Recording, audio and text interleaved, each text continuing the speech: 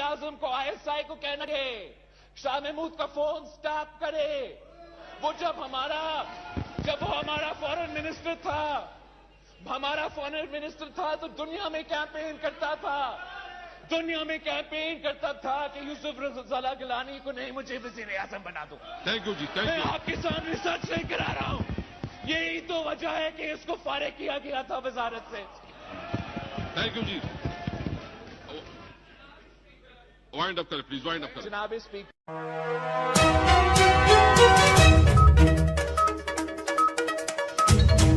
अस्सलाम वालेकुम नाज़रीन, मैं हूं इब्राहिम कुंबर। इस खबर के साथ कि शाह महमूद कुरैशी जो कि मुल्क के वज़ीर ख़ारजा हैं, उस पे आज बड़ा उसके हवाले से इंकशाफ हुआ है, बल्कि बिलावल भुट्टो ज़रदारी ने उन पर बड़ा इल्ज़ाम आयद कर दिया। उसके साथ मुख्तलिफ़ तजावीज़ भी दे दी गई हैं कि शाह महमूद कुरैशी जिस तरह उनकी सियासत है या जिस तरह उनका तरीक़े वारदात है, तो इमरान ख़ान को ये मशवरा दिया गया है कि वो उनसे बच के रहें।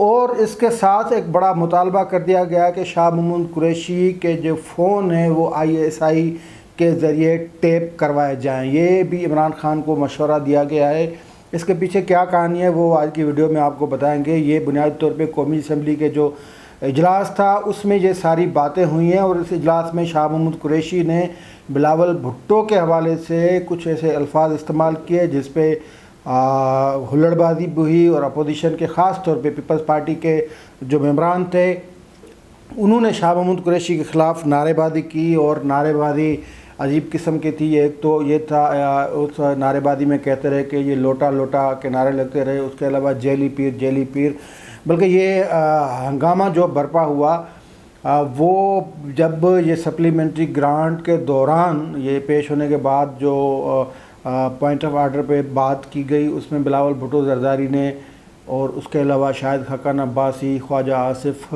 मौलाना सैयद महमूद, उन्होंने एतराज़ात उठाया कि जो बजट का तरीक़ेकार था, जिस तरह फिनांस बिल की मंजूरी दी गई, वो रूल से हटकर था। इसलिए स्पीकर का जो चेयर है स्पीकर की, उसको चाहिए कि वो इन मामलात को संभाले और स्पीकर डिक्टेशन नहीं ले। हुकूमती बेंचेस से डिक्टेशन स्पीकर को नहीं लेने चाहिए। स्पीकर ने वजाहत कर दी कि वो डिक्टेशन नहीं लेते, लेकिन फिर वही वज़ीर जो स्पीकर का जुमला था वो गलत उस वक्त साबित हुआ जब स्पीकर ने असद महमूद को फ्लोर नहीं दिया, बात नहीं करने दी। लेकिन जब शाह महमूद कुरैशी ने कहा कि बात करने दी जाए तो स्पीकर वो बात मान गए। तो स्पीकर का वो जुमला वो बेमाना हो गया कि वो डिक्टेशन नहीं लेते। हालांकि स्पीकर का वो सवाबदीद था। स्पीकर कोई हाउस चलाना होता है, स्पीकर अगर दे देते असद महमूद को फ्लोर माइक दे देते तो वो बात कर सकते थे। अगर नहीं किए तो बात नहीं करने दी तो फिर एक बार फिर हंगामा खड़ा हुआ, और जितने भी जो JUI के मेंबरान थे वो डाइस तक पहुँचे, स्पीकर रोस्टम तक पहुँचे, वहाँ एहतजाज किया। और शाह महमूद कुरैशी उस दौरान फ्लोर पे थे, तकरीर कर रहे थे, उसको मुखातिब हुए मौलाना अब्दुल शकूर और बाकी जो जितने भी मेंबरान थे।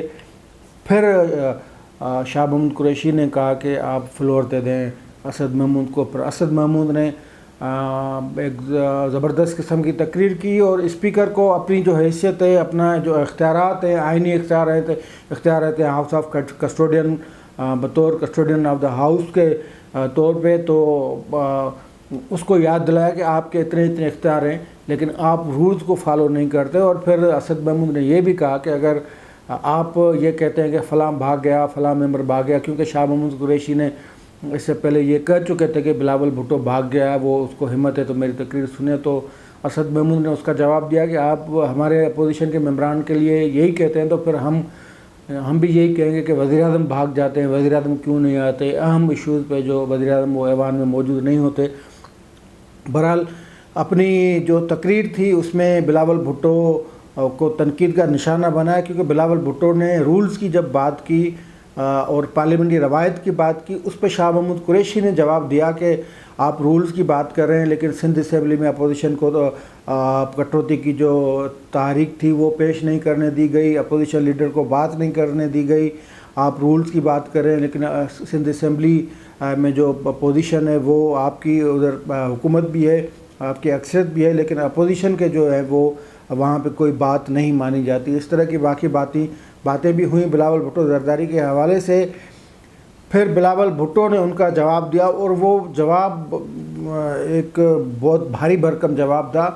اس کے کچھ جو ڈاٹس ہیں وہ ملتے بھی ہیں، کیونکہ ایک مرتبہ وہ میں آپ کو بتاتا ہوں کہ شاہ محمود قریشی سے ہماری ایک نجی محفل میں گفتگو ہو رہی تھی، تو اس میں وہ کیا کہہ رہے تھے وہ بھی آپ کو میں ابھی بتاتا ہوں. لیکن بلاول بھٹو زرداری نے جو آج تقریر کی اس میں انہوں نے کہا کہ ہم جتنا شاہ محمود قریشی کو جانتے ہیں، اور میں جب چھوٹا تھا تب سے جانتا ہوں ان کو، یہ عمران خان اتنا ان کو نہیں جانتے، ان کو کوئی بھی اتنا نہیں جانتا. اور عمران خان کو لگ پتہ جائے گا جب انہیں شاہ محمود قریشی کا جو ہے وہ اس کا پتہ چلے گا، جب علم ہوگا شاہ محمود قریشی کے بارے میں تو عمران خان کو لگ پتہ جائے گا. یہ بلاول بھٹو زرداری کہہ رہے تھے.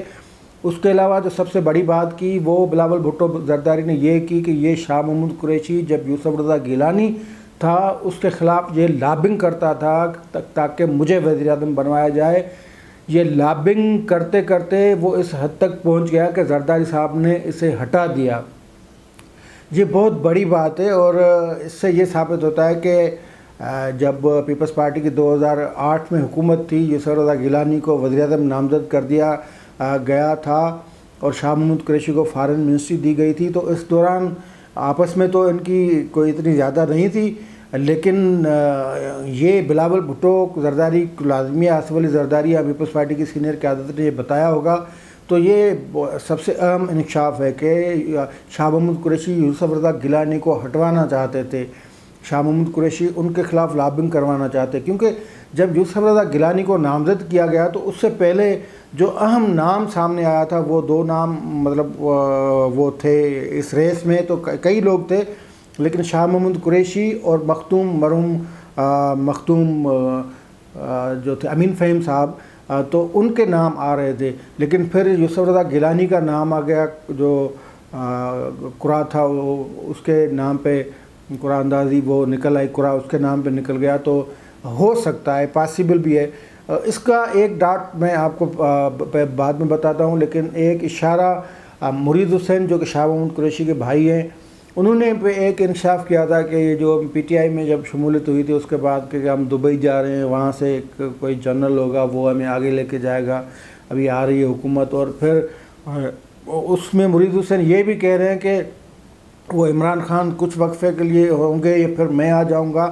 یہ اس بات کا اشارہ، یہ جو مرید حسین نے کہا وہ اس بات کا اشارہ ہے کہ Shah Mahmood Qureshi P T I میں وہ نمبر 1 پوزیشن پہ آنا چاہتے تھے، لیکن ابھی تک ان کی دال نہیں گل رہی. یہ میں جو مرید حسین جن کے بھائی ہیں شاہ محمود قریشی کے، مرید حسین قریشی، تو ان کے حوالے سے یہ میں بات کر رہا ہوں کہ انہوں نے پھر یہی رکھا تھا کہ انہیں شاہ محمود قریشی نے بتایا کہ اب ہماری حکومت آ رہی ہے اور میں کوئی نمبر پوزیشن 1 پہ ہو جاؤں گا. یا بہرحال دوسری بات ایک وہ جب میں کہہ رہا تھا وہ بنی گالا میں ملاقات ہوئی تھی شاہ محمود قریشی سے، اور ہم 4-5 دوست تھے. ان میں شاہ محمود قریشی نے یوسف رضا گیلانی پہ عجیب نوعیت کے الزام لگائے تھے. وہ ایسے اشارہ کر کے کہ گیلانی ہمیں باہر مجھے بتایا گیا، وہ اپنی فارن منسٹری کے زمانے کی بات کر رہا تھا کہ میں جہاں جاتا ہوں وہاں گیلانی کا نام لیا جاتا ہے کہ وہ رشوت لے رہا ہے. اب یہ میں نے پھر آرٹیکل بھی ایک لکھا کہ وہ وزیر اعظم کس طرح مطلب وہ رشوت لے، یہ تو اس طرح بات کر رہا تھا جیسے کوئی 100 کی 1000 کی 5000 کی جو وہ گٹھیاں ہوتی ہیں، جو پیسوں کی دستیاں ہوتی ہیں، وہ لے رہا تھا. یہ شاہ محمود قریشی اس طرح، تو اس سے اندازہ لگایا جا سکتا ہے کہ شاہ محمود قریشی کے دل میں یوسف رضا گیلانی کے لیے کتنی نفرت پائی جاتی تھی. اس حوالے سے بلاول بھٹو کی یہ بات درست بھی معلوم ہوتی ہے کہ یہ لابنگ کرتا تھا شاہ محمود قریشی. اور پھر یہ آگے چل کے جب کیبنٹ میں ری شفلنگ ہوئی اس میں بھی مختلف خبریں چلیں. وہ یہ چلیں کہ شاہ محمود قریشی پرائم منسٹر یا ایوان صدر یا حکومت پارلیمنٹ کو چھوڑ کے کہیں اور سے ڈکٹیشن لے رہے تھے، یعنی اپنی منسٹری، حالانکہ ان کو اللہ نے عزت دی، پیپلز پارٹی کی حکومت نے ان کو عزت دی، تو لیکن وہ سنبھال نہیں سکے. مطلب وہ یہ جو ان کو عزت ملی اس کو برقرار نہیں کر سکے، اور وہ حکومت اور پارلیمنٹ کی بات کے بجائے وہ کہیں اور سے ان کے تعلقات بن گئے تھے اور ہو سکتا ہے کہ وہ مستقبل میں دیکھ رہے ہوں کہ یہاں سے زیادہ جو ہے وہ فائدہ پہنچ سکتا ہے، تو ان کی طرف ان کا رجحان ہو گیا۔